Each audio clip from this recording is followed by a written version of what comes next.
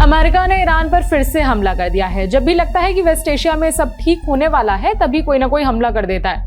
पिछले कुछ दिनों से अमेरिकी राष्ट्रपति डोनाल्ड ट्रंप इजराइल के प्रधानमंत्री बेंजामिन नेतन्याहू से नाराज थे। गालियां देते हुए कहा था कि हमले बंद करो वरना अकेले रह जाओगे। जिस काम के लिए इजराइल को गालियां दी, अमेरिका ने खुद भी वही काम कर दिया। लेकिन तर्क ये दिया गया कि शुरुआत ईरान की तरफ से हुई है, माने सीजफायर का उल्लंघन ईरान ने किया। अमेरिका ने तो बस उसका जवाब दिया है, ऐसा अमेरिकी सेना का दावा है।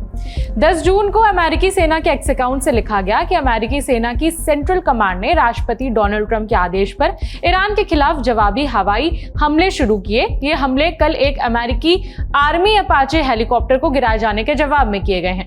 ये ईरान की हरकत के खिलाफ एक सीमित और संतुलित जवाब है।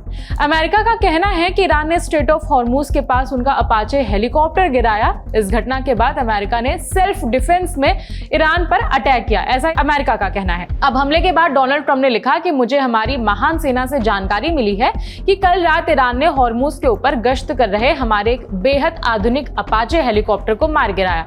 हेलीकॉप्टर में 2 पायलट थे और अच्छी बात यह है कि दोनों सुरक्षित हैं और उन्हें कोई चोट नहीं आई। फिर भी इस हमले का जवाब देना अमेरिका के लिए जरूरी है। ट्रंप का दावा है कि जो उनका अपाचे हेलीकॉप्टर था वो केवल गश्त कर रहा था और उसी वक्त ईरान ने उनके ऊपर अटैक कर दिया, उनके हेलीकॉप्टर पर अटैक किया, जिसके जवाब में अमेरिका ने भी अटैक किया। दूसरी तरफ ईरान भी जंग के मूड में दिख रहा है। विदेश मंत्री अब्बास अराक्ची ने लिखा कि युद्ध के मैदान में हार झेलने के बावजूद अमेरिका ने हमारी ताकत को परखने की कोशिश की है। हमारी शक्तिशाली सेना किसी भी हमले या फिर खतरे का जवाब देने से पीछे नहीं हटेगी। अगर आप सुरक्षित रहना चाहते हैं तो हमारे क्षेत्र से दूर रहें। फारस की खाड़ी यानी कि पर्शियन गल्फ का इतिहास इस बात का गवाह है कि यहाँ दखल देने वाली बाहरी ताकतों का अंजाम अक्सर बहुत बुरा हुआ है। ईरान ने अमेरिका को सीधी धमकी दी है कि अगर हमारे एरिया में कब्जे की कोशिश करोगे या हमारे एरिया में आओगे तो अंजाम भुगतना पड़ेगा। वैसे ईरान ने अपनी तरफ से हेलीकॉप्टर वाली बात का जिक्र नहीं किया है, ना ही उसे कंफर्म किया है। इससे पहले दोनों देश बातचीत के रास्ते पर थे। इसका हिंट खुद ट्रंप ने दिया था। जब इजराइल हमले कर रहा था तब ट्रंप का जवाब आया था कि इन हमलों का हमारी बातचीत पर कोई असर नहीं पड़ेगा।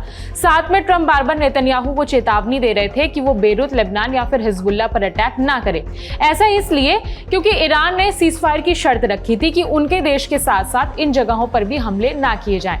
जब ट्रंप नेतन्याहू को हमला करने से रोक रहे थे तो लगा कि शायद अमेरिका और ईरान के बीच सुलह होने वाली है, लेकिन फिर ये हमला हो गया और सुलह की अटकलें फिर से लटक गईं। हालात अभी भी वही हैं जहां से शुरू हुए थे। इजराइल बेरूत पर हमला कर रहा है, अमेरिका ईरान पर, और ईरान अपना क्षेत्र बचाने में लगा है। बाकी आपकी क्या राय है, कमेंट करके बता सकते हैं। इस खबर में इतना ही। अपडेट्स के लिए देखते रहिए दी लेलन टॉप। शुक्रिया।